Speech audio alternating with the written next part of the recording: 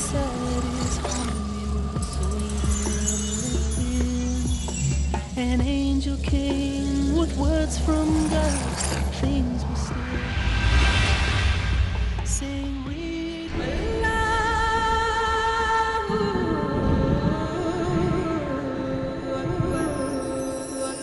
inside his heart, confused by what had occurred. There was only one who could comfort him, to help him see the light.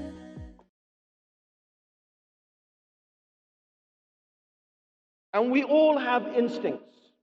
Animals, by the way, operate on instinct. What makes the human being different from the animal is that the human being has reason.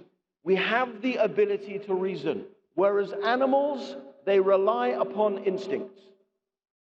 And we have also what we call reflex action. So, for example, if I pick up something that is hot, mashallah, not Quran, but something that is very hot, I don't have to think.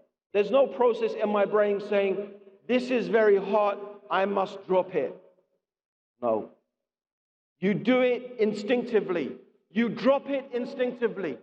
This is a reflex action. This is something that is not rational. This is just something that is part of our intrinsic makeup. In order to keep on holding something hot, you have to train yourself. You have to learn to bypass your normal instinctive, which a human being can do. We can learn to bypass those reflex actions and force ourselves to hold a hot coal. This is unique to human beings. Consciousness. That ability to use our mind to override our instinctive reactions. However, this instinct is there. And the belief in God is instinctive. What is the proof? What is the proof of this? It's very interesting that one of the, what we could call the high priests of atheism, Richard Dawkins, was recently on a TV show, and he was being interviewed. And he was saying in this interview, you know, most Christians, they don't know anything about their Bible. They just don't know about their book. So the interviewer said, okay, that's interesting. You believe, Mr. Dawkins, you're a big fan of Darwin, aren't you? Of course, yes, Darwin's very important. Could you tell me the full title of his book, The Origin of the Species? And Richard Dawkins started going, oh God. He said, oh God. So he found that this atheist, or this renowned atheist, is being put in a difficult situation. He doesn't know the answer, and he ends up going, oh God, like, oh God, help me, what am I going to say? And this is a guy who says he doesn't believe in God. And actually, this is instinctive. This is instinctive. Allah gives the example in the Quran. Allah gives the example in the Quran of those people who go on a boat. And they go on the boat expecting to do trade and expecting to buy and sell. They go onto this boat, and when they go out to sea, there is a great storm. And Allah describes in the Quran how the waves are coming over them like the roof of a tent. Can you imagine? Huge waves crashing down on top of you. Now, for a bit, the human being will think, okay, the boat is going to save me. The boat is well built, the boat will save me. Or maybe they think the captain will save me. But when the boat starts to disintegrate, to break apart, and the captain gets washed over shore, what do? What do? They start calling upon the Creator. They start saying, oh God, help me. And when they say, oh God, it is not the point, the name is not important. Whether they say God or Allah or Huda or whatever. No, the name is not important. It's the concept that is important. What are they calling to conceptually? Conceptually, in their minds, they are calling upon the being which they know instinctively has power over everything in the universe. That's the one that they are calling to. They know that a being exists instinctively that can rescue them and has the power and the ability to save them from their difficulty. This is the point, not the name, but the point is the concept. And this is important, because this being they are calling upon instinctively is not part of the universe.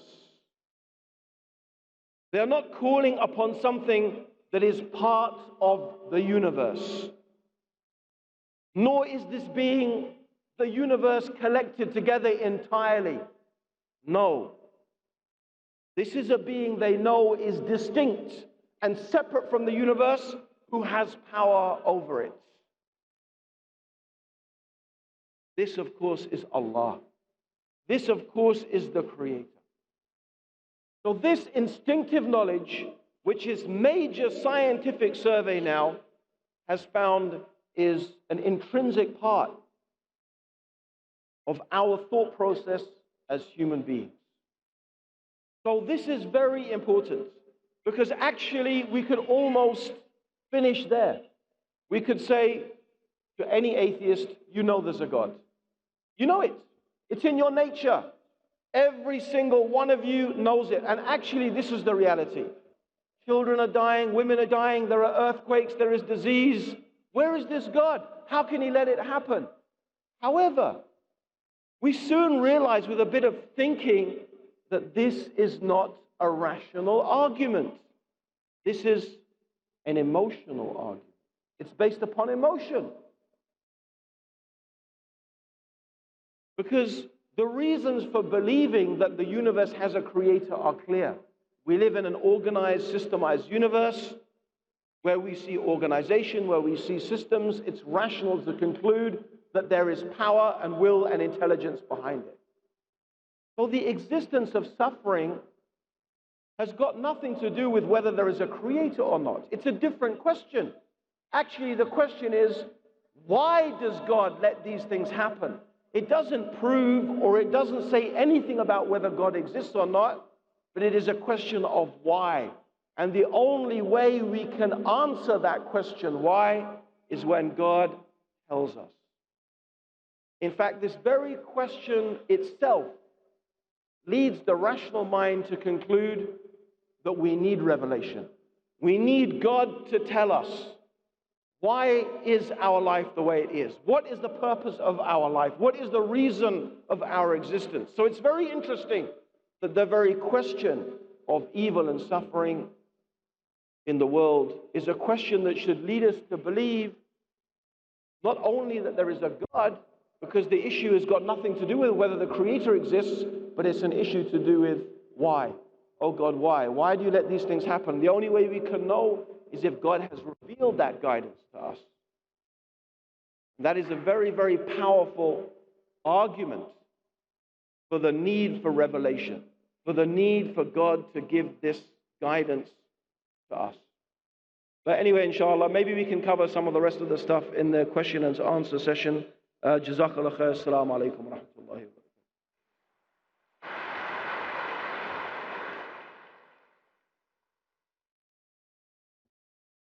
Jazakallah khair, Sheikh Abdur Raheem Green. So now we have come to the time for the question and answer session. As always, we have a mic to the left for the brothers and one in the rear for the sisters. Go ahead, sister. Assalamu alaikum. Wa alaikum assalam. My question is just related to what the brothers asked.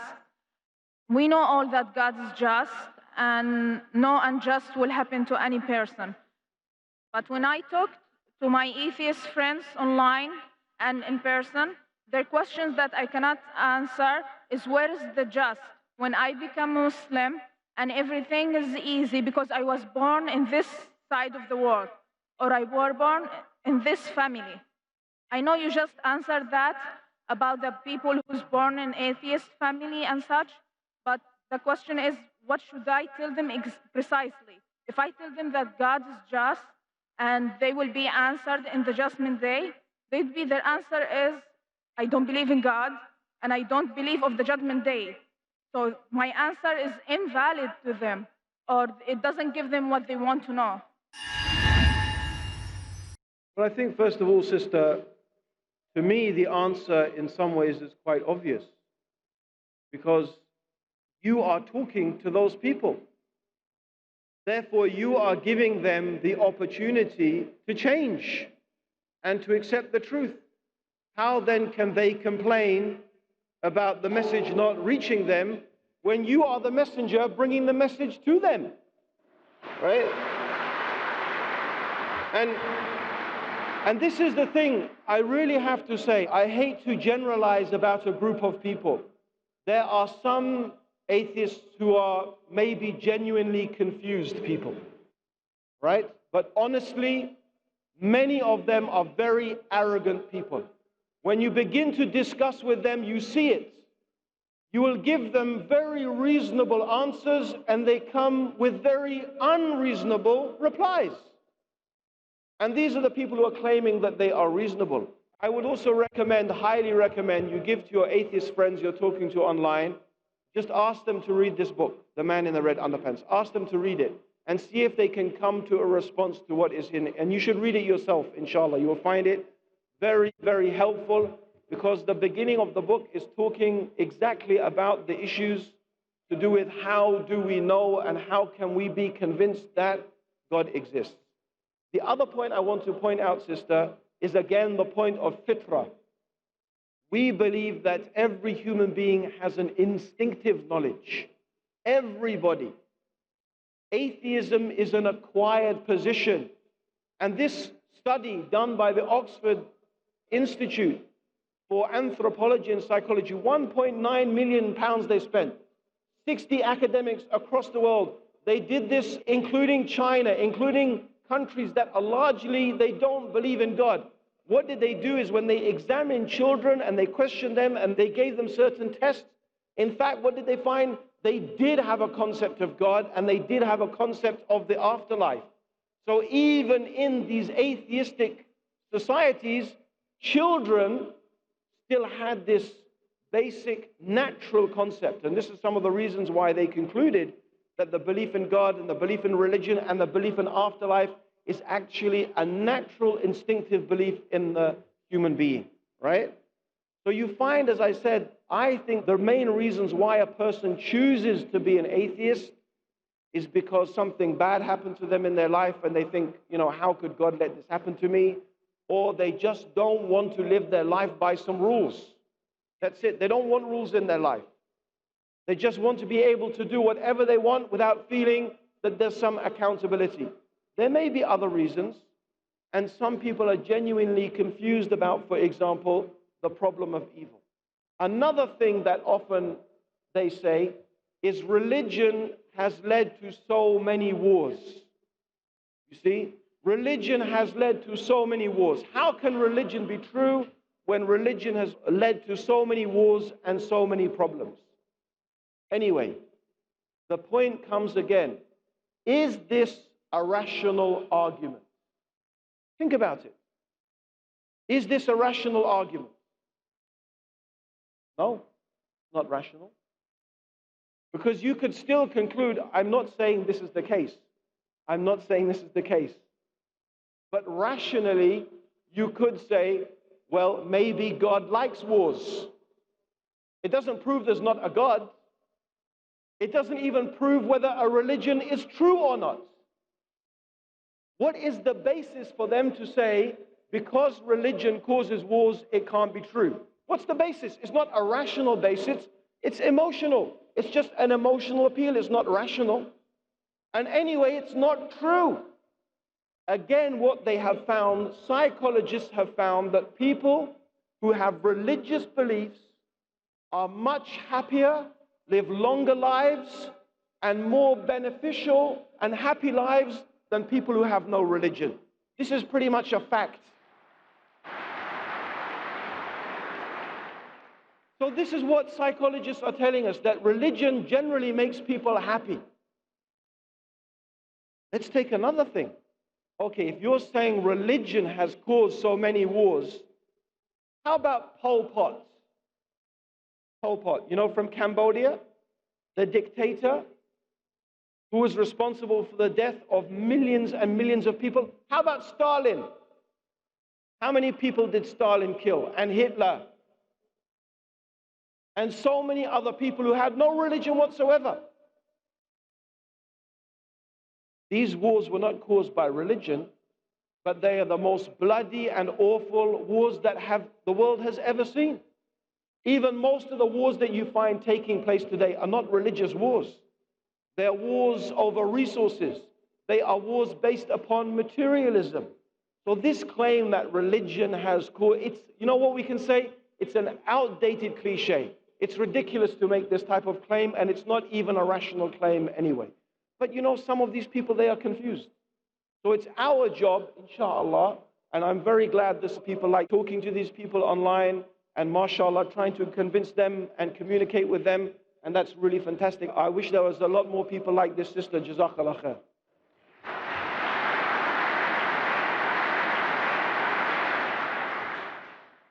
Inshallah, we have time for one more question, so we'll turn to the brother's mic on the right-hand side. Go ahead with your question, brother. Allahu Akbar.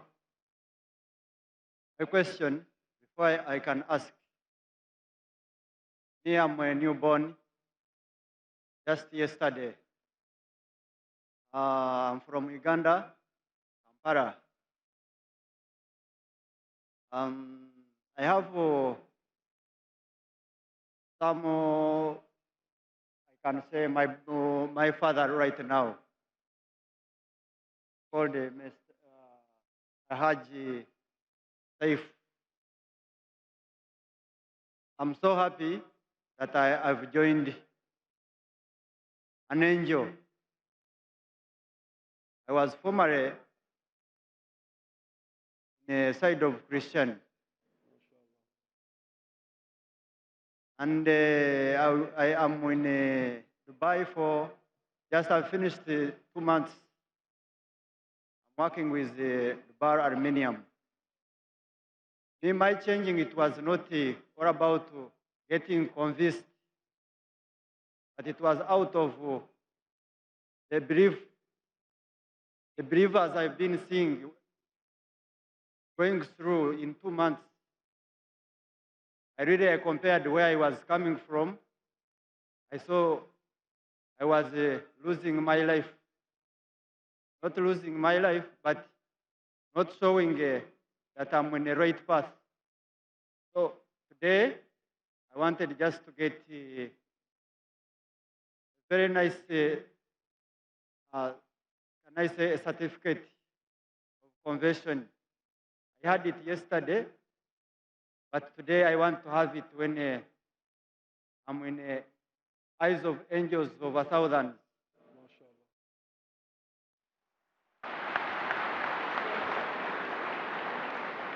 I say, mashallah, to the brother, alhamdulillah, is the best thing you'll ever do with your life, is becoming Muslim. Alhamdulillah. If you want happiness, the only way you'll find real happiness, alhamdulillah, is by accepting Islam. But I want to ask a question. Is there anybody else in this room here today who would like to make their life a beautiful and happy life and accept the religion of Islam? If anyone else is here, does anyone want to stand up? Wave your hands, come forward. If there's anyone else who wants to accept Islam, alhamdulillah. You have someone? Come forward, inshallah. Right. You know what? If you're thinking of becoming Muslim, there's no better time for doing it than now, mashallah. Because believe me, you'll get rewarded for boosting everybody's faith and making everybody feel beautiful here this afternoon. So is there anyone else? Anyone else wants to take their shahada, mashallah, and become Muslim, alhamdulillah? Okay, who have we got over there? You want to say after me, inshallah? Ashhadu. Assalamu alaikum. Wa alaikum assalam. My name is Ibrahim. Okay, Ibrahim. From Kenya. MashaAllah. I was a Christian, but now I want to convert to Muslim.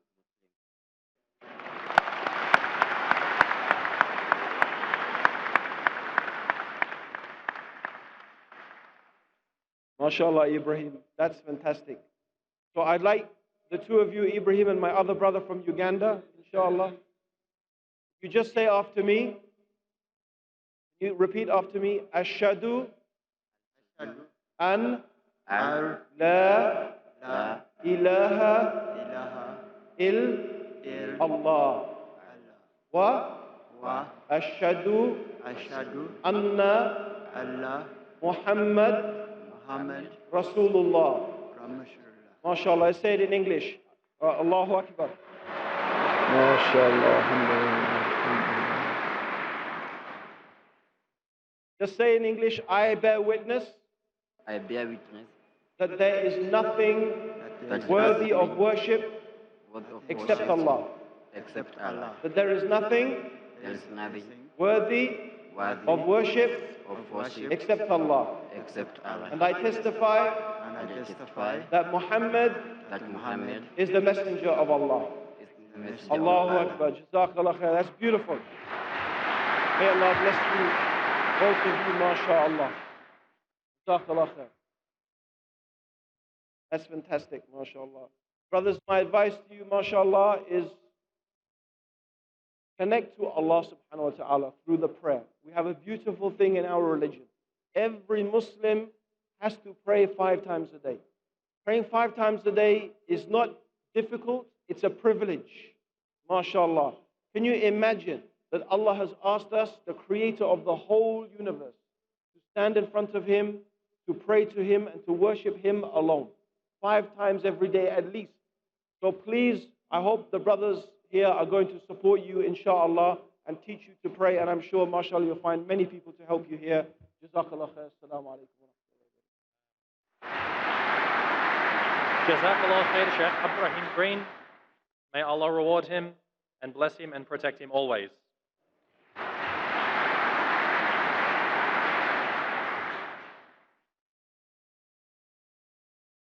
May Allah reward you all for joining us. We're going to have. Just a sec, bro.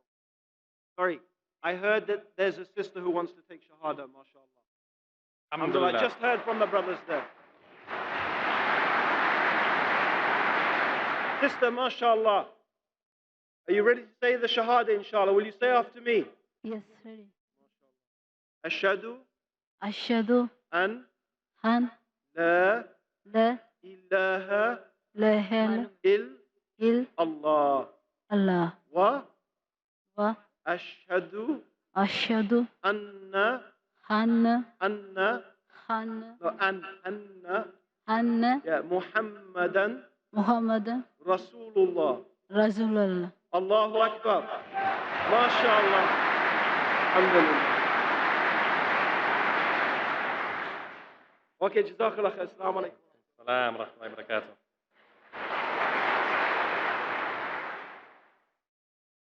He stepped inside his home, he was overwhelmed with fear. An angel came with words from God, things were still unclear. Saying, read, read, but he could not read. Amazing words that he heard. A trembling deep inside his heart